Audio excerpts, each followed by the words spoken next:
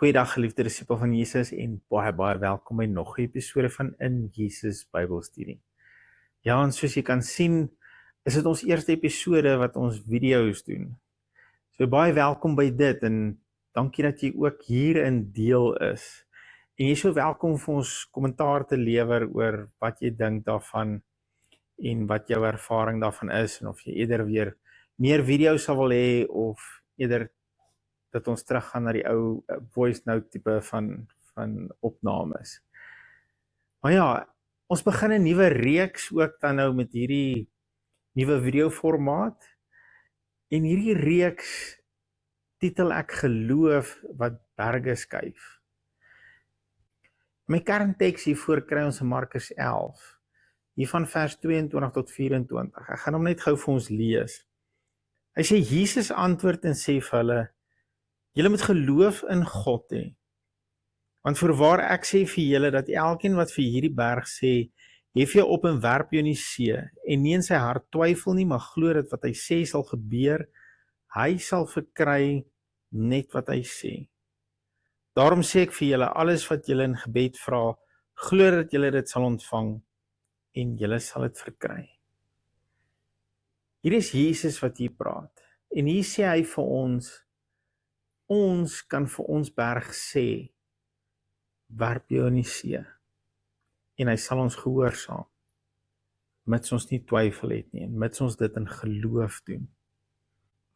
Ek begin hierdie reeks met hierdie teks, maar hierdie teks is eintlik ons wenpaal, dis ons doelwit waarby ons wil uitkom, maar ek wil met hom begin, sodat ons hierdie doelwit voor oë kan hou, soos wat ons deur hierdie reeks beweeg. Dat ons vir ons berg kan sê, hef jou op, werp jou in die see, en ons doen dit met geloof, en hy gehoorsaam ons. En ek weet nie wat jou berg vandag is nie. Dit mag 'n siekte wees, dit mag dalk jou huwelik wees wat besig is om uitmekaar uit te val. Dit mag finansies wees, dit mag 'n verslawing wees. Maar ek wil jou uitnooi, stiek saam met my met hierdie reeks. En ons gaan dalk ander dinge sien, weet ons is tradisioneel, het ons so gewoond geraak om te smeek en te soebat in gebed vir goed wat ons wil hê, en goed wat ons wil sien gebeur, en dan gebeur dit nie, en dan dink ons, ag God hoor my nie, of die gebed werk nie, en al hierdie goeders, maar dit is eintlik, is daar 'n ander manier, Jesus leer ons hier 'n ander manier, daar's baie keer, is daar plek daarvoor om direk met jou berg te praat. Deur genade het God vir ons baie dinge tot ons beskikking gestel. Maar ons moet ons berg praat. Dis nie altyd vir ons om by hom te gaan smeek en te soebat en dan beweeg hy nie. Baie dinge het God deur Jesus, sy kruisdood en sy opstanding reeds vir ons tot beskikbaarheid gestel. Ons moet nou begin in ons woorde en ons autoriteit daai krag verwesenlik. Een ding wat ek dalk net hier ook wil duidelik maak by die staanspoor is, ons kan natuurlik net met 'n berg praat en hom beveel om te skuif wanneer dit binne in God se wil is. Jy het nie toegang met jou geloof tot dinge buite God se geloof nie. Ons gaan vorentoe sien dat ons het net toegang tot genade deur ons geloof.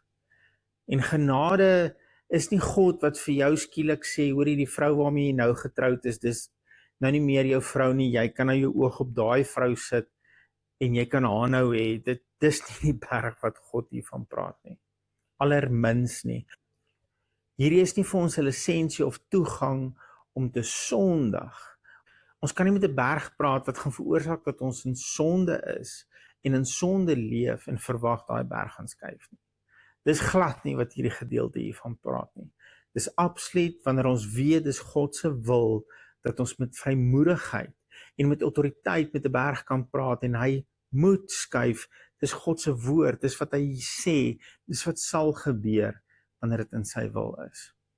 En ek wil dit dalk ook net hier van die staanspoor af duidelik maak, dat om gesond te wees, is God se wil. Genesing vir jou totale mens wees, is God se wil. God wil hê vandag dat jy in totale genesing moet leef. Jy kan met vrymoedigheid jou siekte aanspreek, want jy weet dat jy weet dis God se wil. Jy sal nêrens vir my wys waar siekte in die woord van God ooit na verwys word as 'n seën. Dit was nog altyd of 'n straf of 'n vloek. En Jesus het ons totale straf in die kruis op sy liggaam gedra. En hy het vir ons 'n vloek geword aan daai vloekhout, sodat ons nooit weer vervloek hoef te wees nie. So jy kan met vrymoedigheid weet, God wil jou gesond hê. Siekte is ook nie 'n manier van God om jou iets te leer nie. Hy gebruik sy woord om jou iets te leer. Blaai saam met my na 2 Timoteus 3 vers 16 toe. Dan wil ek daar net vir jou iets moois wys in God se woord. Ek gaan vir ons vers 16 en 17 lees. Hy sê, die hele skrif is deur God ingegee en is nuttig tot lering, tot weerlegging, tot teregwysing, tot onderwysing in die geregtigheid, sodat die mens van God volkome kan wees. Man, die woord van God maak jou volkome. As jy jou tyd in hierdie woord spandeer, sal hy jou wys hoe jy volkome kan wees.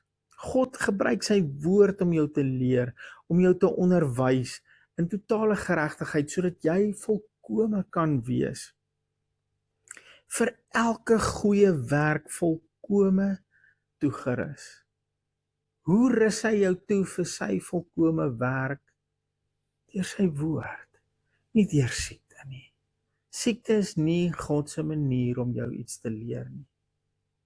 Daaroor moet ons duidelik wees en moet ons die oortuiging hê, dis God se wil dat jy sal gesond wees. Jy sal my nêrens wys waar ons Here Jesus vir iemand wat in geloof na hom toe gekom het, vir hom weggewys het en hom nie genees het nie. Dit het nie gebeur nie, nêrens nie. Inteendeel is die woord vol daarvan dat hy keer na keer elkeen genees het wat na hom toe gekom het. Hoekom?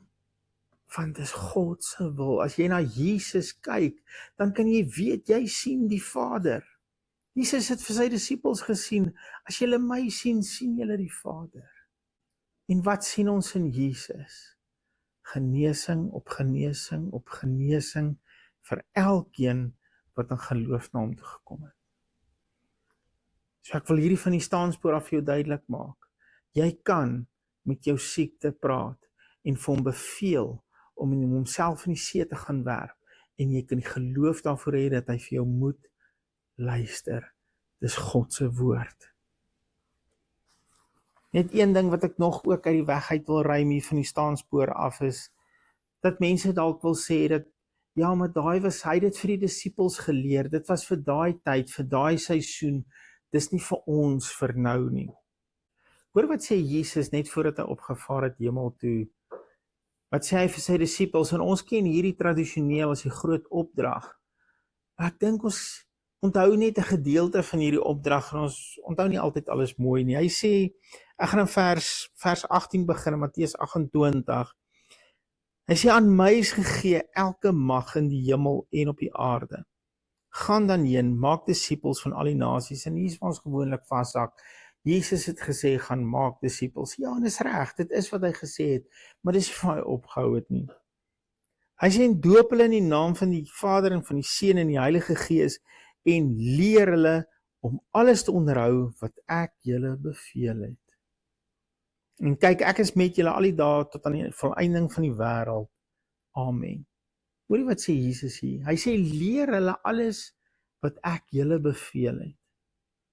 En wat is een van die bevele wat hy hulle gegee het?